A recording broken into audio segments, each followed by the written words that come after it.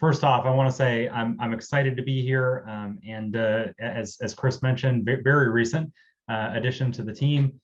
Just started this week, but wow, what a team of heavy hitters! And I'll be honest and say I didn't realize even prior to starting how heavy hitting the team itself is. I'm going to wrap up here today with some of what you're going to. It's actually a really interesting kind of way this played out. Because some of what you're going to hear, and this is purely, well, either by coincidence or because great minds think alike, actually aligns well with Katie Nichols and her keynote. And so I've known Katie for a long time, really respect her work, and just fantastic. But wanted to talk a little bit about what I'm here to do generally, at SCYTHE and some of our goals and where we're hoping to take the industry in very short order. I'd be remiss, not to mention Chris Peacock, who's on the SCYTHE team as well. He actually put this TTP pyramid together. Everybody's familiar with the pyramid of pain. And I think David Bianco gets a nickel every time somebody says the word pyramid of pain. So I won't say it anymore here.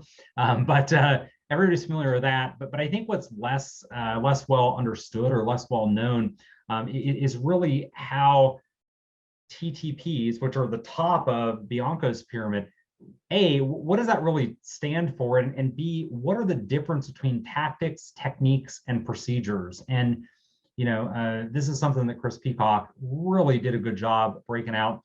There's a blog post on the SCYTHE webpage about this. But here we show that breakout between tactics, techniques, and procedures. And everybody's familiar with MITRE ATT&CK. I absolutely love MITRE ATT&CK. I won't be attacking MITRE ATT&CK, pun definitely intended. But MITRE ATT&CK really works at the technique level.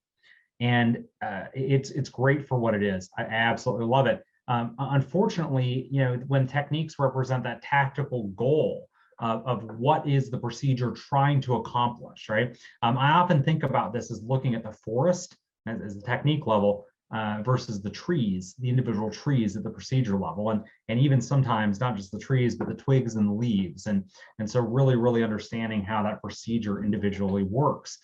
So I won't belabor that a little or any more there, but really techniques that they lack that required granularity for what we need to do for adversary emulation. Now, I want to be perfectly clear again here. This is not a critique on MITRE ATT&CK. MITRE ATT&CK is a fantastic resource. It's a fantastic taxonomy at a technique level, and it has changed the industry foundationally in that we have a common way to describe the high level of what a threat actor is trying to accomplish, not their intent, but actually how they're doing it at a kind of operational level. From an emulation standpoint, we fall a bit short in being able to emulate. And the problem there, of course, is that when our threat intelligence reporting is, largely found, when we underpin that foundationally, at a technique level, we don't emulate techniques, we emulate procedures. And so this is really important to understand, right? And that's why I have the bolded words here, technique versus procedures. Again, taxonomy for techniques, outstanding. But again, we need the specific information about the procedures used by the threat actors. If we don't have that procedure level information, I've seen throughout my consulting career that organizations will pick the easiest to emulate procedure, emulate, whether that's via red team, whether that's through control validation software, whatever that happens to be, they'll pick the easiest thing for them to emulate that falls under that technique. Now that's a problem for us, right? Now a lot of folks look at that as the easy button. Some of them don't even realize they're even pressing the easy button, and this leads to a very false sense of security. The analogy that I love to use here is, when we think about control validation, it's, for me at least, it's trying to think about, well, how do I protect myself and make sure that I'm protected either from a detection or a prevention standpoint? And I think about, somebody saying you need protection, and so you put on a ballistic vest and unfortunately get slide tackled at a soccer game, right? Well, if I knew I was going into a soccer game, if I knew that the adversary didn't have firearms, right, but instead was likely to slide tackle, I'd put on shin guards instead of ballistic vest. And so this is, granted, a very abstract example here, but it does really highlight our problem. Let's get a little bit more concrete instead of abstract. And I'm going to pick here technique T1080. Right? So this is tainting shared content. MITRE lists multiple procedures that they've seen used by threat actors. Now, this is by far not a complete list, right? By far, not a complete list. And so when we look at the, basically when we look at this, there are multiple procedures, malicious files of the same name as legitimate documents. I absolutely love this one because most people don't have, or I shouldn't say don't have, they don't show the extensions because they have the box checked for hide file type for known extensions. And so if I have in my shared folder, I have, important document .docx, right? The threat actor can put an executable name important document .exe, right? Well, now in that particular case, if they go ahead and change the icon, it looks just like important doc. Now, of course, the ordering is going to show up as important doc.docx instead of .exe, right? What if it's a PowerPoint though? Which one shows up first, right? Okay, well now you see the problem, right? Because now it's .ppt and good old alphabetical ordering, right? So same thing for Excel files as well. Same thing for PDFs. You can see where this is going, right?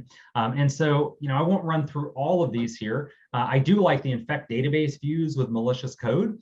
This is a throwback to Stuxnet, at least on the MITRE, the MITRE homepage there, and talking about the technique.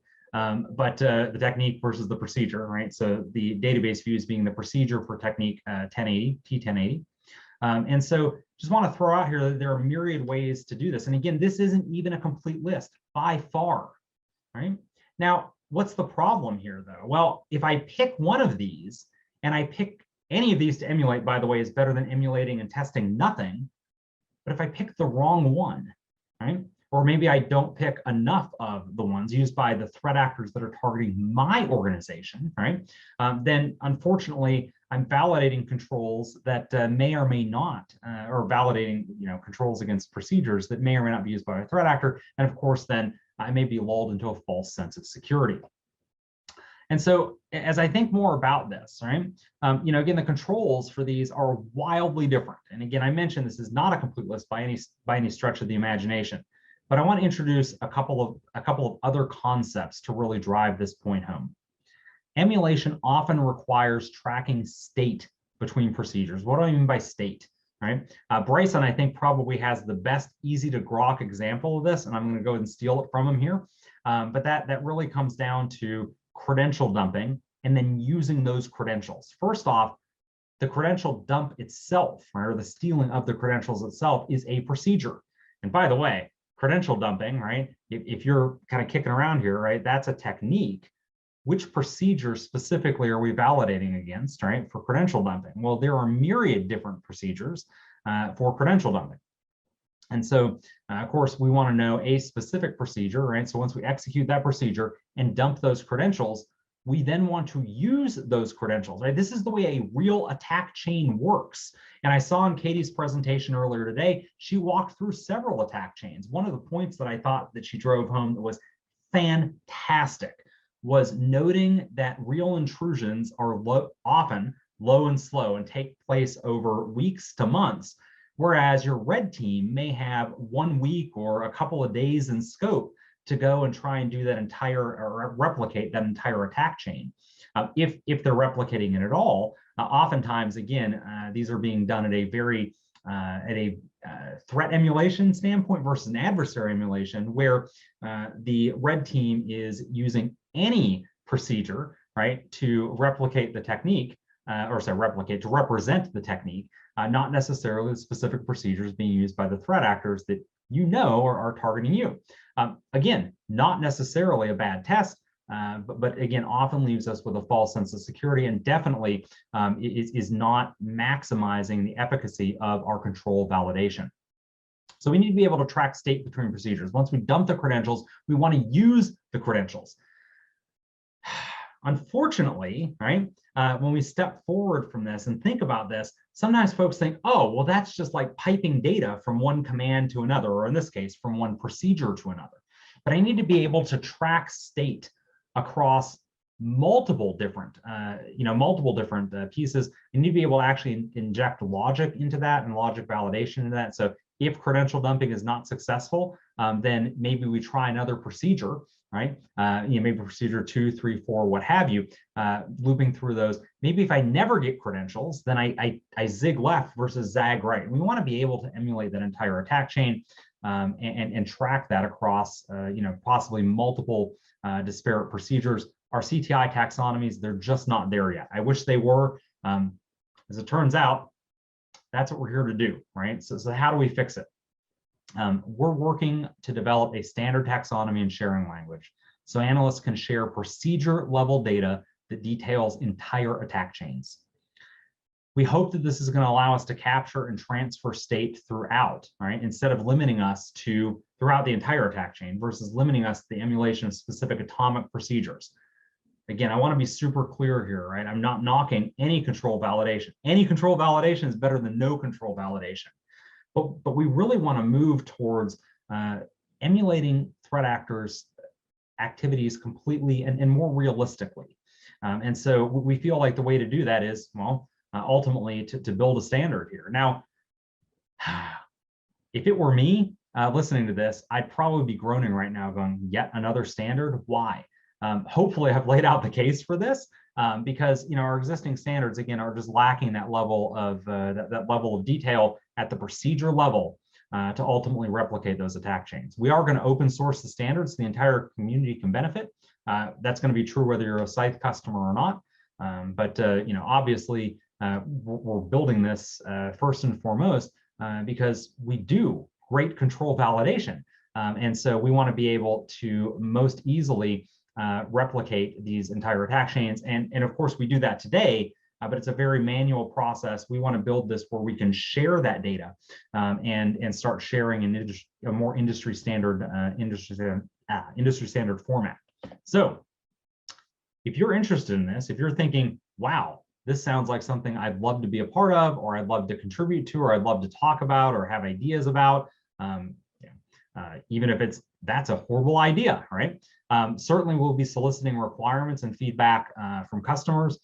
Certainly I'm a pretty easy guy to reach on Twitter. I'm MalwareJake on Twitter, or in my new role here, it's jake.williams@scythe.io, and happy to get feedback from folks.